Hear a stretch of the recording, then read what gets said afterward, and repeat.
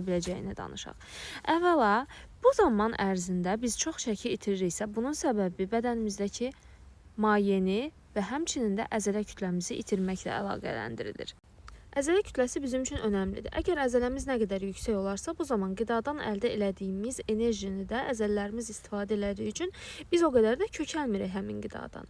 Amma qısa müddətdə çox çəki itirərsək, bu zaman əzələ miqdarımızı da itirmiş oluruq böyük ölçüdə. Bu isə bədənə siqnal verir ki, artıq sən təhlükədəsən və qənaət rejiminə keç. Qənaət rejiminə keçmək isə metabolizmanın sürətini aşağı endirmək deməkdir. Bu zaman isə həmin o ildırım sürətli diyetlər bitdikdən sonra biz yenidən normal qidalanmağa başlasaq, artıq metabolizmamız aşağı rejimdə olduğu üçün daha çox enerji almağa başlayacaq. Həmçinin də əzələlərimizin kütləsi azaldığına görə artıq ağzımızdan keçən qida bizim əzələmizin enerjisinə çevrilmək əvəzinə bədən qənaət rejimində olduğu